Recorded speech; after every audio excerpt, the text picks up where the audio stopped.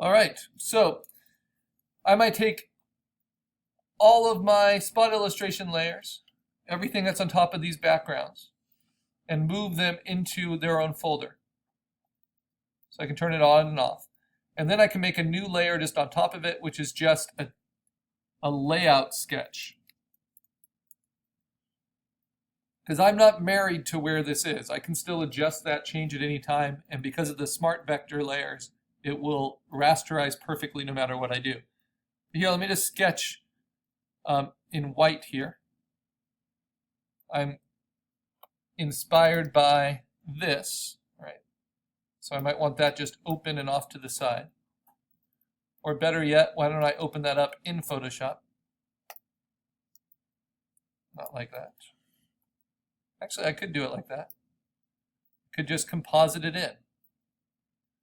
So how does that text actually go? Well, it looks like that. So I could sketch it, I could composite it. This is just to help my layout. And I'm trying to reference this as much as possible while still making it my own.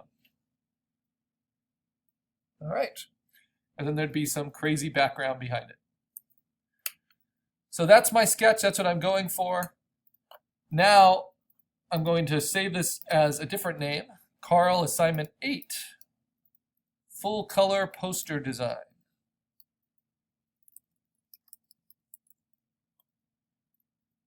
I'm going to save it to the desktop as a PSD.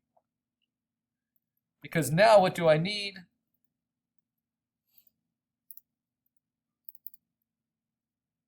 Actually, I'll make it as a new folder. I need text, vector text to put in there. It'd be great if I spelled it correctly. Okay, so that is saved. Now I can go to Illustrator and I can show you how we can start this. So the reason I open up my line work is so in a similar way, I can lock it, I can make a new layer on the top of everything, and I can use the tools within Illustrator to help me. So I'm going to use the type tool. I think this is the first time we've used it in this class, either in Illustrator or in Photoshop. But the type tool works very much like a word processor, though it takes a little longer because it's a little bit more complex in its operation. So you just click it somewhere and it will start typing. You have your options for the type here. I want to make it pretty large, so I'm going to go right away for a 200-point font. And then I have to choose the font. And if I remember what I downloaded, which you can always check in your downloads folder, I have the Pokemon font and I have the Ketchum font. Well, first I'm going to do the Ketchum. So, because I installed them, it should be in my font options here. I can always start typing it in because there's a lot of options here. And it will show me. And I think I want to use Ketchum Metallic. And then I'm going to start typing.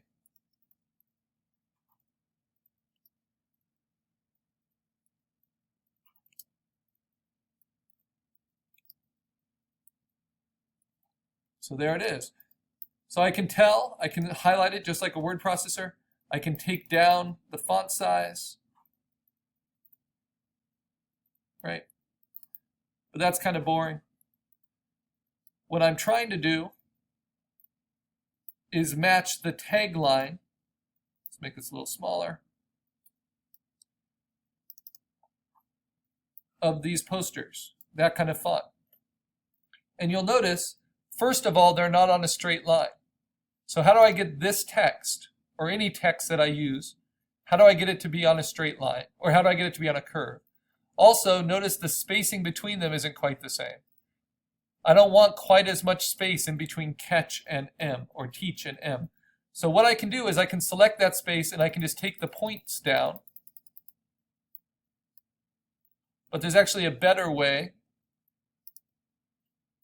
because even a 100-point there is still too big. I can simply click there in the space between, hold down Alt-Option, and use my left and right arrow keys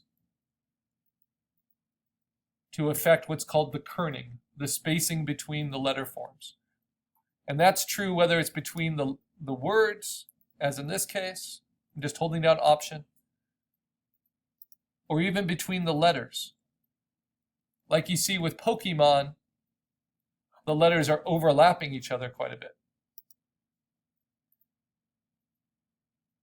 And so that is possible using this technique, holding down Alt Option and spacing them.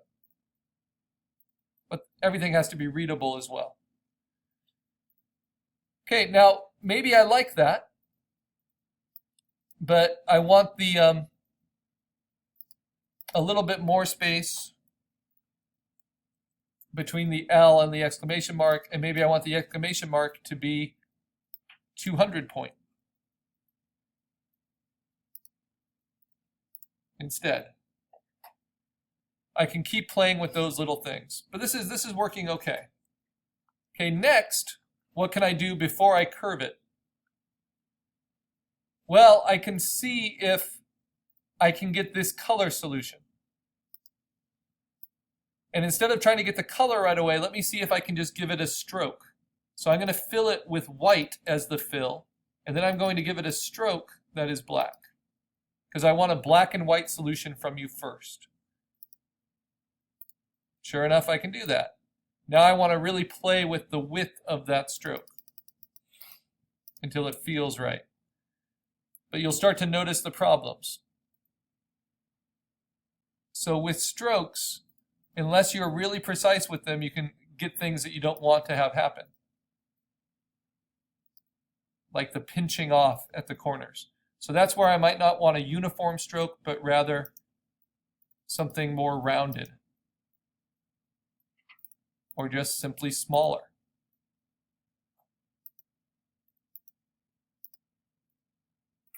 And that works pretty well.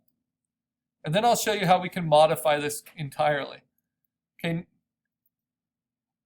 now that seems like about the right weight. I don't love the T's. There's a lot of things I'm still not sure of, but I know I want it to be on a subtle curve. So what do I do there? Well, I'm going to make a new layer. I'm going to lock my text layer, and I'm going to draw with the pen tool a perfect curve. Just start here, let the guide send me over perfectly vertically, click and drag, hold down Shift if you want perfectly 45 degrees, but I don't want it that much. I want it more like very gentle, like that. All right. So now I've got a curved path. I want that path to be an empty path, and this we also haven't done. So instead of filling it, even though there's nothing to fill, I X that out, and instead of having a black line, I X that out too. So now I have just an empty path that's there, and I have to kind of know where it is. Now I'm going to click on that path, and I'm going to go to the text or the type tool, and I'm going to move down to the type on path tool. And now I'm going to go to my layers. I'm going to select the text that I liked best. This one. This is all with the type on path tool. I'm going to shrink it to fit on the page by using the large selection tool. And I can either hold down Shift or not. And I think I'm actually not going to let it change a little bit. And that transformed it for me. Now I'm going to select that text, which automatically now is a different size. Copy it, lock this layer, turn it off, go to my curved path, and use my type on path tool to paste it in there. All right, so that looks good. Now I need to modify it to be a vector instead of just a font. The problem with fonts is they're locked. You can't redraw them or erase them. There'll always be a font tool. The big benefit of that is that you can then do spell check, and you can retype, and you can do new things. So I want to turn this from being a text layer to instead, you see where it says got a text layer. Instead, I want it to be a vector layer with individual paths and outlines. So what I do is I select it, I copy it, I lock it, I turn it off, I make a new layer. So I can always go back in case I misspelled something or wanted to do the type differently. And I'm going to say edit, paste in place. And now I right click on it and I say create outlines. And that will trace each of my fonts. And this is a font that's filled with white and outlined with black with a stroke. But now I can actually modify it.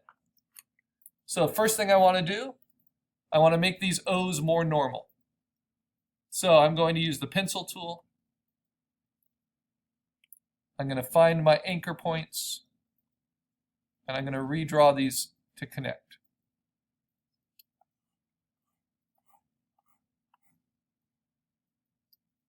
I'm going to do that with my A's too. And this is one way you start customizing your fonts. If you want it to be edgier, I can hold down minus and I can delete anchor points and get things a little bit straighter. But to me, the pencil tool is a great friend here, especially if you have it on really smooth.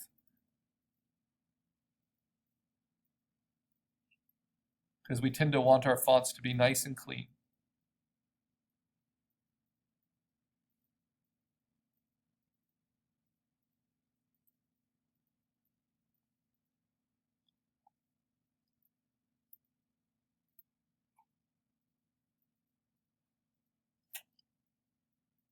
Okay, the T's. I'm going to find a T that's not connecting to anything else. This one isn't connecting, nice, even though its stroke is. And I want to change it to be a little bit more normal.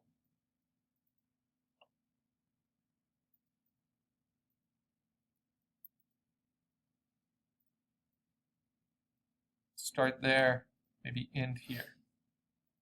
Whoops.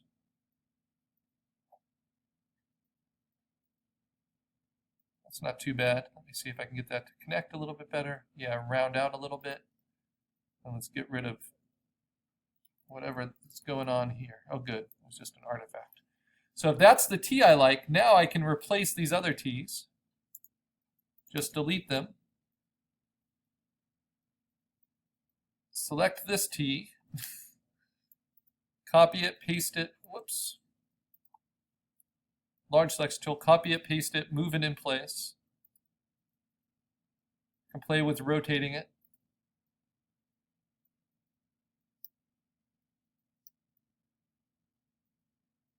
You can play with stretching it because I'm using the large selection tool. And I'm customizing it. It's not as easy as doing it with Photoshop and just warping. But remember, there's a great advantage to these being vectors.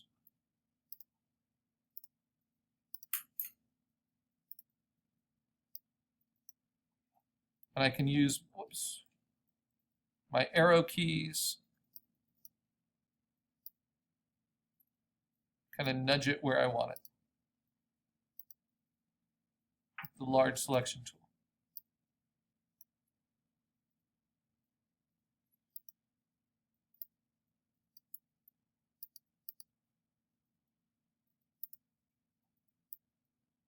Now, what's the disadvantage? Now that I've created these outlines, I couldn't just change the font if I wanted to. Right? Now these are just vector shapes. But the great advantage of it is I can kind of pull them apart individually. For instance, I can make the G bigger and space it out a little bit.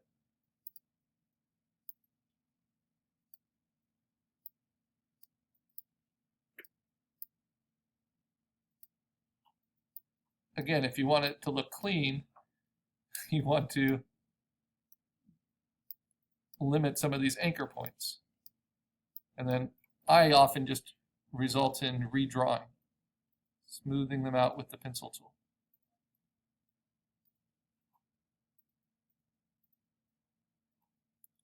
And it's a little too smooth because it's not letting me go angular.